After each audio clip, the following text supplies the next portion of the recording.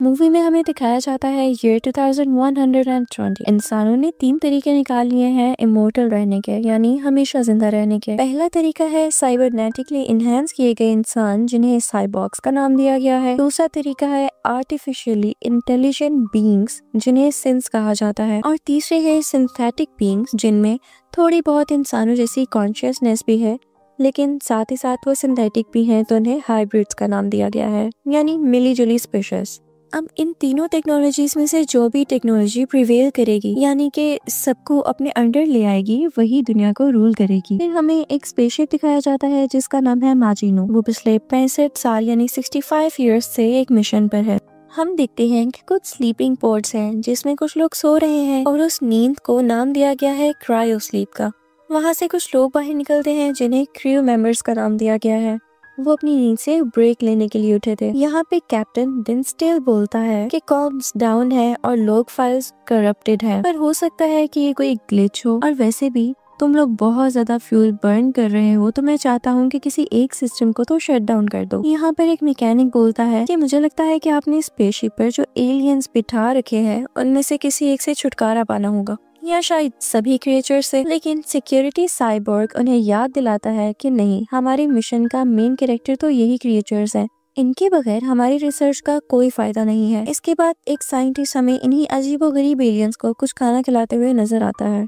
कुछ creatures small हैं, छोटे हैं, कुछ कैप्सूल्स में रखे गए हैं, लेकिन कुछ बहुत बड़े और खतरनाक क्रिएचर्स भी हैं। सब सिस्टम्स को चेक कर लिया जाता है कि कोई कमी तो नहीं रह गई है। अब क्रू वापस स्लीप पर जा सकता है, उसी क्रायो स्लीप पर जिससे उन्होंने ब्रेक ली थी। दूसरी तरफ हम जमीन पर देखते हैं कि एक रिसर्च फैसिलिटी है जिसे नेवरलैंड का नाम दिया गया है। वो एक कॉर्पोरेशन से बिलोंग करती है। वहाँ पर हमें एक लड़की दिखाई जाती है जिसका नाम है मार्सी। उसे कोई स्कॉर्पियंस के बारे में सिखा रहा है, लेकिन तभी वहाँ पर एक डॉक्टर आती है जिनका नाम है सिल्विया। वो अनाउंस करती है कि सब कुछ तैयार है। पता चलता है कि मार्सी कुछ बीमार है और उसे ऑपरेटिंग रूम की तरफ ले जाया जा रहा है ताकि उसका दिमाग किसी सिंथेटिक बॉडी में शिफ्ट किया जा सके। कंपनी फाउंडर बोलते हैं कि मार्सी पहली ऐसी इंसान होगी जिसका ह्यूमन बॉडी से सिंथेटिक बॉडी में ट्रांसफर किया जा रहा है, और वही पहली हाइब्रिड बनेगी। अब यहाँ पर मार्सी को मशीन से कनेक्ट कर दिया जाता है। उसे अपने बचपन की यादें आने लगती हैं। जैसे जैसे उसका दिमाग नए जिस्म में जा रहा होता है, वो सब कुछ रिविजिट करती है अपनी चाइल्डहुड मेमोरीज से। कुछ देर बाद हम देखते हैं कि मार्सी बिल्कुल हेल्दी है और बहुत अमेजिंग चीजें कर सकती है, जैसे कि जंपिंग, और वो भी बहुत ऊंचाई से। अब उसे नाम दे दिया जाता है वेंडी का। और सबसे बड़ी बात ये कि क्योंकि सिंथेटिक बॉडीज ग्रो नहीं कर सकती, तो उसे पहले से ही अडल्ट बॉडी दी जाती है। लेकिन जाहिर है कि उसका दिमाग तो अभी भी बच्चों वाला है।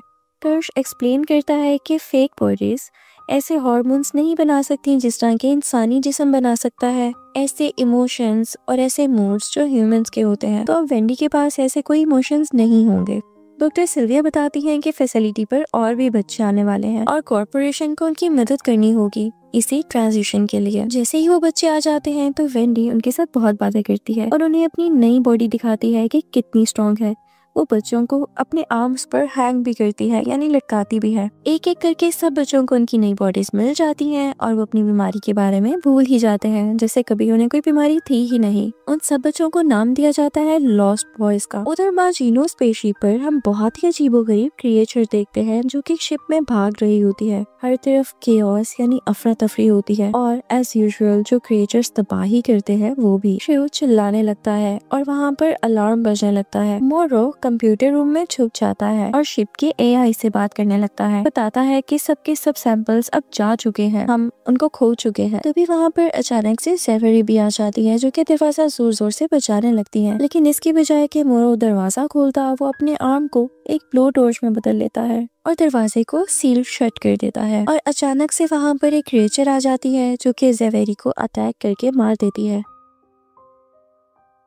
मोरो एआई से कहता है कि सबके सब क्रू मेंबर्स मर चुके हैं। तभी वही क्रिएचर दरवाजा बजाने लगता है और शीशा तोड़ते हुए अंदर आ जाता है। मोरो एआई से कहता है कि शिप को जल्द से जल्द अर्थ पर क्रैश करना होगा क्योंकि यही क्रिएचर्स हमारी प्रायोरिटी हैं। अब यहाँ पर मोरो एक पोर्ट में छुप जाता है। वो एलियन अंदर आकर उस पोर्ट पे पीकता तो है, लेकिन कोई असर नहीं होता। मोरो जमीन पर लैंड करने के लिए, यानी जमीन पर क्रैश लैंडिंग करने के लिए तैयार होता है। दूसरी तरफ हम देखते हैं कि हर्मिट एक ऐसे शहर में पहुंचता है जिसका नाम है न्यू सायम। उस शहर को वही कॉर्पोरेशन चला रही है। वेंडी उसको सिक्योरिटी कैमरा पर देखती है और यहाँ पर उसकी स्टोरी बताई जाती है कि वो भी उसी कॉर्पोरेशन के लिए काम करता है और उसे लगता है कि उसकी बहन मार्सी मर चुकी है। जब वो उसको देखती है तो उसे दोबारा से अपने बचपन की यादें आने लगती हैं। जब हामिद छत पर होता है, अपने कोवर्कर से बात कर रहा होता है, उसे अचानक से लगता है कि बिल्डिंग हिल रही है और उसी वक्त माजिनो उस शहर में क्रैश कर जाती है बहुत बड़े एक्सप्लोजन के साथ। हामिद और उसकी टीम नीचे पहुँचते हैं ताकि जल्द से जल्द लोगों को वहाँ से निकाला जा सके और वो मलबे के नीचे भी ना आ जाएं। इस चीज के लिए उन्हें गाइड किया जा सके। जितनी देर में टीम देख रही होती है कि कहीं कोई सर्वाइवर है तो उसे बचाया जा सके, उतनी ही देर में वो शिप के पास आ जाते हैं। वो एक होल से अंदर जाते हैं जो उन्हें एक होल तक ले जाता है। वापिस आते हैं मोरो की तरफ, जो कि अपना ट्रांसफॉर्म बाजू यूज करता है इम्पैक्ट रूम से बाहर आने के लिए। वो शिप में घूम रहा है और वहाँ पर उसे हर जगह पर क्रू की बॉडीज मिलती हैं।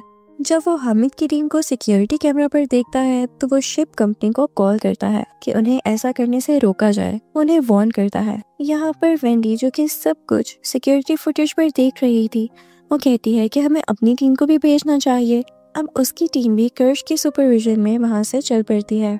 उधर माजिनो पर हामिद टीम के 2 मेंबर्स सर्वाइवर्स को ढूंढने लग जाते हैं। जैसे ही सोल्जर्स बॉडीज ढूंढ रहे होते हैं तो एक लीच लाइक एलियन सीलिंग में से निकल कर आता है और उनकी शर्ट्स में घुसने की कोशिश करता है। अचानक से मोरो आता है और उन सोल्जर्स को अपना हॉस्टेज बना लेता है। जब मोरो वहाँ से चला जाता है तो वही बग्स उन आदमियों के सर में क्रॉल कर जाते हैं और आहिस्ता आहिस्ता उनके दिमाग को खाकर उन्हें मार डालते हैं। उधर हम देखते हैं कि साइंस लैब रूम में हामिद और उसके 2 साथी बॉडीज से भरे हुए पोर्ट को पाते हैं।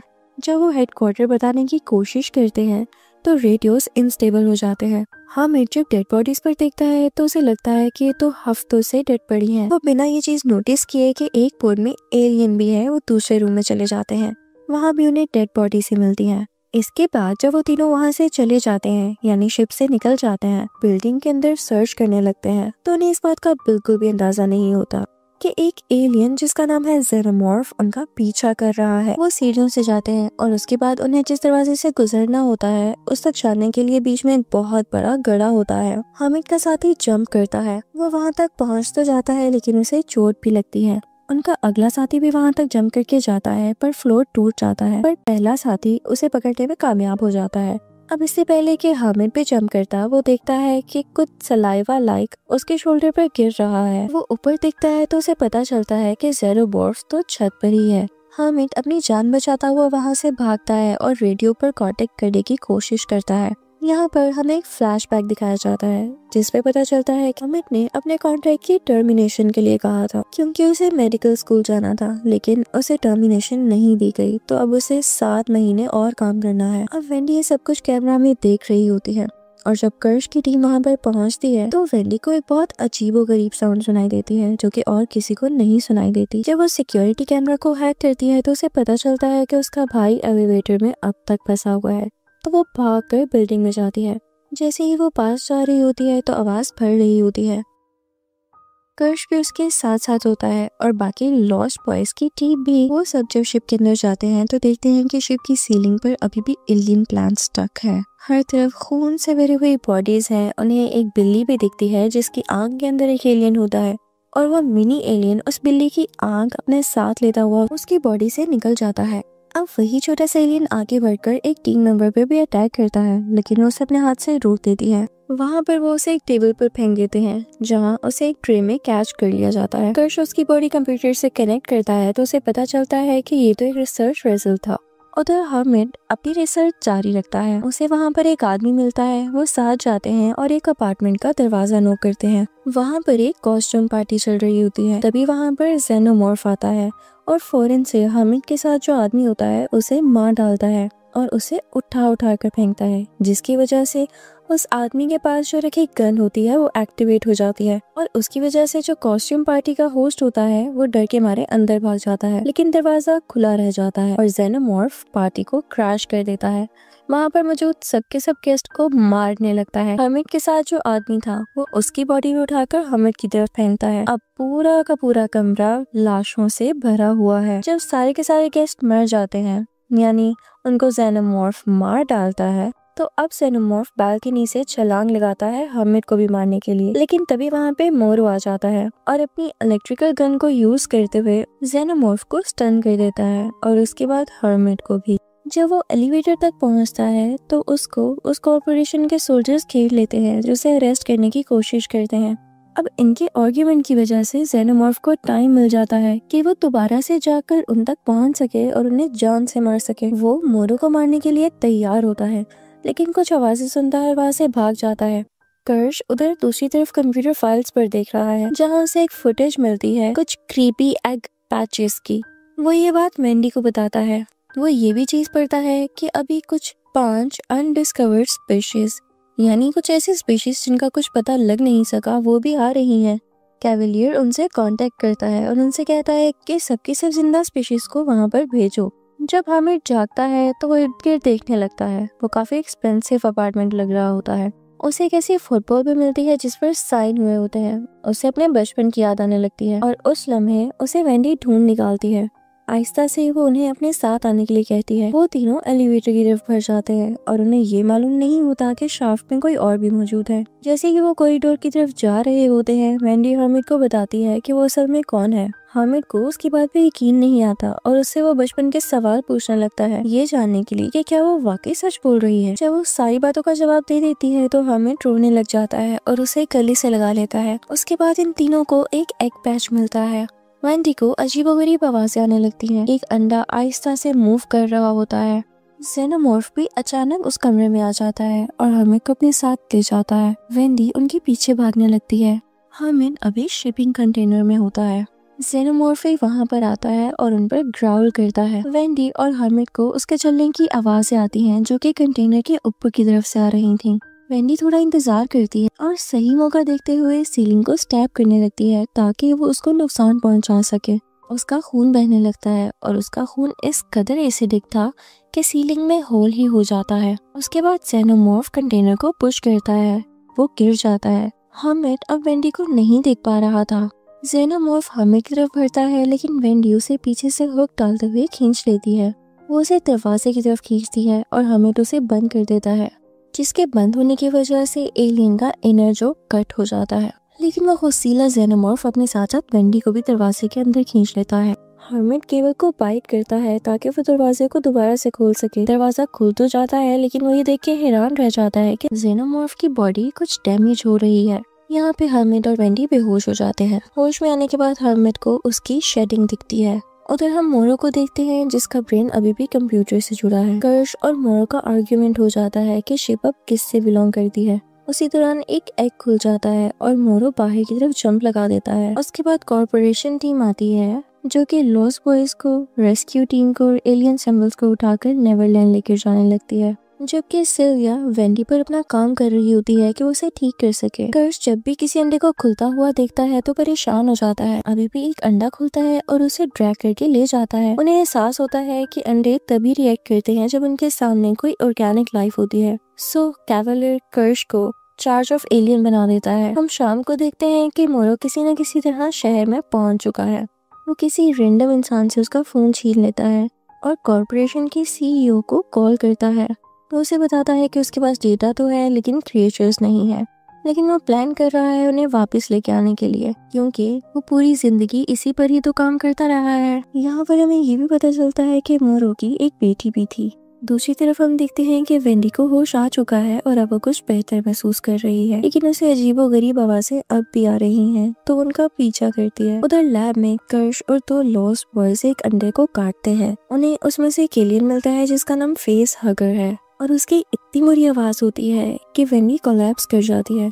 उधर हम ऑपरेटिंग रूम में हर्मिट को देखते हैं जहाँ पे उसका एक लंग यानी गुर्दा निकाला जा रहा है, जो कि अब एक ट्यूब में प्रिजर्व्ड है। फिर वहाँ पर कर्श आता है और पैरासाइट को टैंक में गिरा देता है ताकि खुद ब खुद लंग की तरफ चला जाए। वेंडी सबको बताती है कि मुझे बहुत अजीबोगरीब आवाजें आती हैं और वो सिर्फ मुझे ही क्यों सुनाई देती हैं। ऐसे लगता है कि जैसे वो एलियन मुझी से बात करना चाह रहे हैं। कैवलियर उसे कहता है, तो क्या तुम वो साउंड्स मिमिक कर सकती हो? वेंडी वो साउंड्स मिमिक करती है और वो आवाज़ें सबको बहुत अजीब लगती हैं। हम लैब में देखते हैं एक आई एलियन को जिसे ग्लास केस में रखा गया है। उसी ग्लास केस में एक शीप भी होती है। वो शीप के सर पर जंप लगाता है और फौरन से इसको मार डालता है, उसकी आंख को बाहर निकालकर। वहाँ पे एक लड़का ऑर्थर एलियंस की प्रेजेंस को यानी उनकी मौजूदगी को डिसअप्रूव करता है, मानता नहीं है। उसे ये शक था कि उन्होंने हाइपर एडवांस एआई को बनाने के लिए 6 बच्चों का कत्ल किया था। तभी वहाँ पर नेम्स आ जाती है और बोलती है कि वो एक्सपेक्ट कर रही है।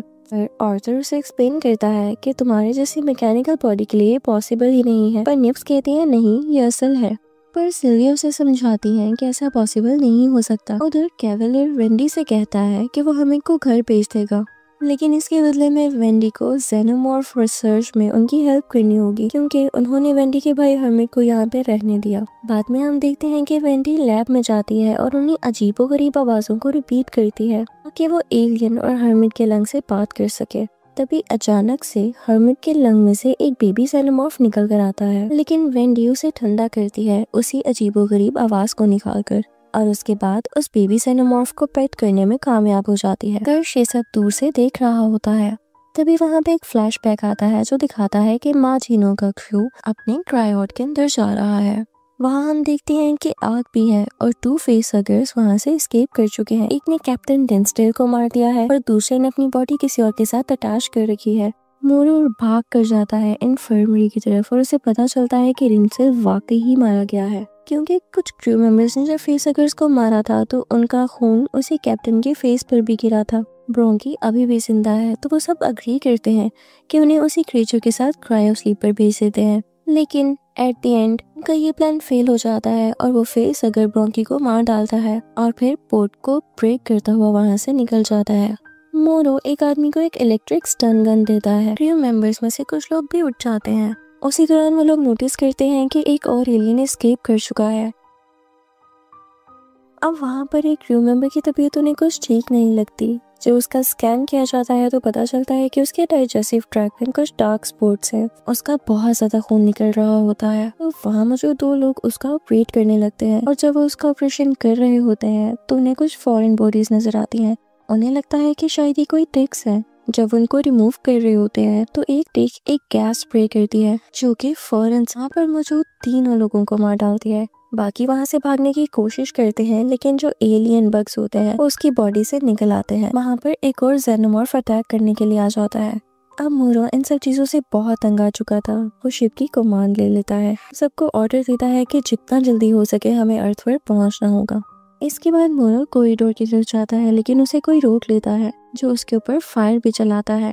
इसी फायर के दौरान एक और आदमी हर्ट हो जाता है। मोरो उसे घसीटता हुआ लैब में ले आता है और उसे छुपा देता है। अनफॉर्चुनेटली वही आदमी जिसने मोरो का कॉरिडोर में रास्ता रोका होता है वो वहाँ पर आ जाता है और उस आदमी को जिसको मोरो ने छुपाया था उसको सर में गोली मार देता है। मोरो भी वापस उस पर गोली चलाता है, लेकिन वो दूसरे दरवाजे से भाग जाता है।